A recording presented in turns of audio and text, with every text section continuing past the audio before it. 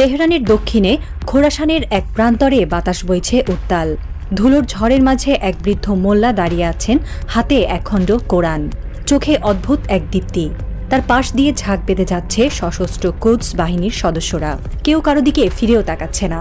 চারিদিকে শোনা যাচ্ছে গর্জন, যুদ্ধের পূর্বাভাস যেন। হঠাৎ সেই বৃদ্ধ মোল্লা বলে উঠলেন, তারা আমাদের চায় না, কারণ আমরা মাথা নিচু করিনি। এই তারা কারা? কেন তাদের চোখে ইরান বিস্ফোরা হয়ে দাঁড়িয়েছে?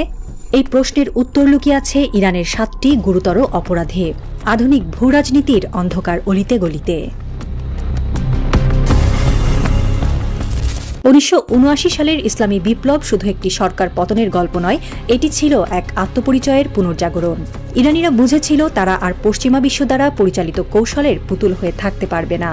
মোহাম্মদ রেজা শাহ পহলবীর পতন ছিল এক প্রতীকী ধাক্কা, কিন্তু প্রকৃত বিপ্লব ঘটেছিল মনের গভীরে। তারা বুঝেছিল পশ্চিমা প্রলব্ধি আসলে এক পরাধীনতার শৃঙ্খল। এই বিপ্লবের পর ইরান বলেছিল, আমরা IMF চাই না, চাই না ন্যাটো, চাই না বিশ্বব্যাংকের চুক্তিনামা। আমরা চাই আমাদের পথ নিজে ঠিক করতে। এই ঘোষণাই ছিল পশ্চিমের কানে কামানের গর্জনের মতো। কারণ স্বাধীন পররাষ্ট্রনীতি মানেই তাদের জন্য একটি নিয়ন্ত্রণহীন অঞ্চল, যেখানে লভ্যাংশ নেই, কর্পোরেট স্বার্থ নেই এবং সবচেয়ে বড় কথা, পশ্চিমা আদর্শের প্রতি আনুগত্য নেই।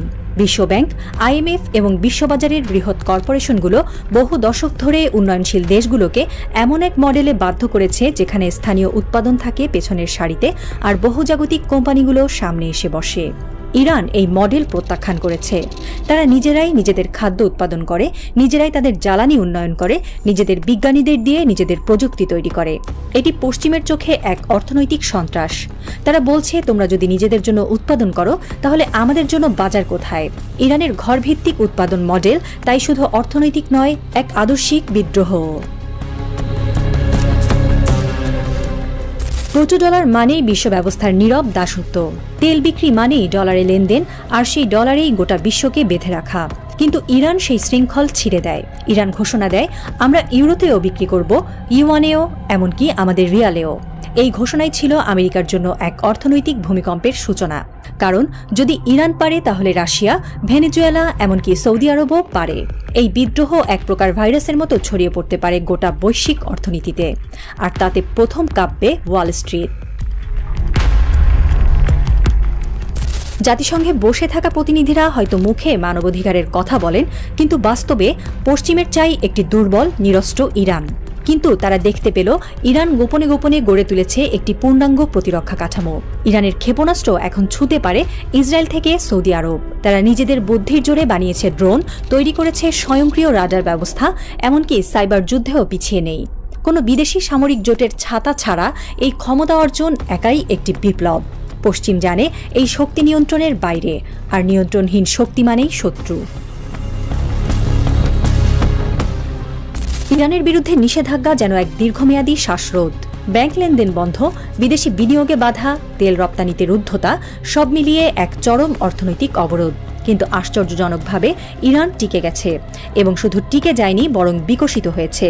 দেশটি রেজিস্ট্যান্ট ইকোনমি নামে নতুন এক অর্থনৈতিক তত্ত্ব দাঁড় করিয়েছে, যেখানে নিষেধাজ্ঞাই পরিণত হয় শক্তির উৎসে। পশ্চিমের পররাষ্ট্রনীতিকরা এখন চুপচাপ ভাবে, যদি ইরান টিকে থাকে, তাহলে আমাদের চাপের অস্ত্রই অকেজো হয়ে যায়। ইরান এখন একটি আইডল, এক মডেল, এক অনুপ্রেরণা। মধ্যপ্রাচ্যের বাইরে আফ্রিকা, লাতিন আমেরিকা, এমনকি দক্ষিণ ও পূর্ব এশিয়ার কিছু রাষ্ট্র এখন ইরানের দিকে তাকায় এই প্রশ্নে, তারা যদি পারে, তবে আমরাও পারি না কেন?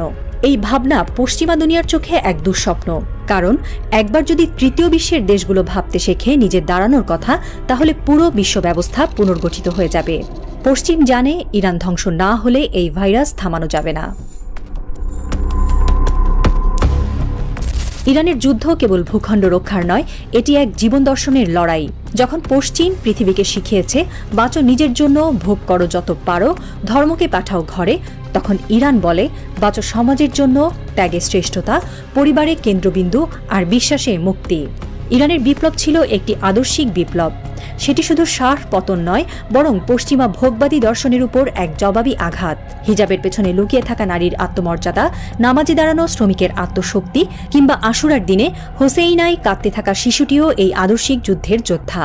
ইরানের স্কুলগুলোতে শেখানো হয় আত্মনিয়ন্ত্রণ, বিশ্ববিদ্যালয়ে শেখানো হয় আত্মত্যাগ, আর রাস্তায় লেখা থাকে আল্লাহ ছাড়া কারো সামনে মাথা নোয়াবে না, বিশ্বাসের ভাষ্য। এই সামাজিক রূপান্তর একটি মডেল নয়, বরং একটি মিশন। এই কাঠামো পশ্চিমা লিবারালিজমের পরিপন্থী। ইরান এক দৃষ্টিভঙ্গির লড়াই করছে, যেখানে প্রযুক্তি ও প্রার্থনা পাশাপাশি চলে, যেখানে সায়েন্স ও আল কুরআনের সূরা মিলেমিশে যায়।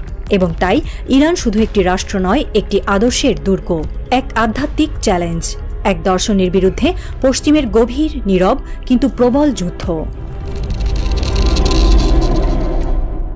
ইসরায়েল জানে একটি শক্তিশালী ইরান মানেই ফিলিস্তিনে প্রতিরোধ আরও সংগঠিত হবে। লেবাননে হিজবুল্লাহ, গাজায় হামাস, ইরাকে মিলিশিয়া, সবই ইরানের প্রভাব।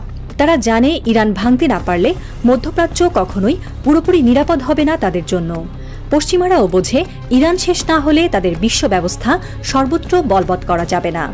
ইরানকে তাই শাস্তি দিতে হবে। এই বিশ্বাস থেকেই এসেছে ড্রোন হামলা, সাইবার যুদ্ধ, গুপ্তচর, গোপন স্যাংশন, এমনকি বিজ্ঞানীদের হত্যা। কোনো সময় বিজ্ঞানী ফাকরিজাদেহ, কখনো কমান্ডার সোলেইমানি, সবাই এই অপরাধের মূল্য চুকিয়েছেন। তবু তেহরান নত হয়নি। 2025 সালের জুন, ইসরায়েলের গোলায় তেহরানের একটি রিসার্চ সেন্টার ধ্বংস হয়েছে। ধোঁয়ার মাঝে দাঁড়িয়ে আছে এক তরুণী, তার গায়ে সাদা ল্যাব কোট, হাতে একখণ্ড ফাটা পতাকা, লাল, সবুজ, সাদা। সে বলছে, আমরা হারিনি, কারণ আমরা বিক্রি হইনি। আকাশে তখনও ধোঁয়ার রেখা, দূরে কোনো বিমান উড়ছে না, রাডার নীরব। কিন্তু এই নীরবতা যেন বলে দেয় যুদ্ধ এখনো শেষ হয়নি। যুদ্ধ এক আদর্শের, এক জাতিসত্তার, এক জেদি রাষ্ট্রের, যা নেতানিয়াহু আর ট্রাম্পের আজকের পৃথিবীতে এক অপরাধ। এবং এই অপরাধের শাস্তি এখনো শেষ হয়নি।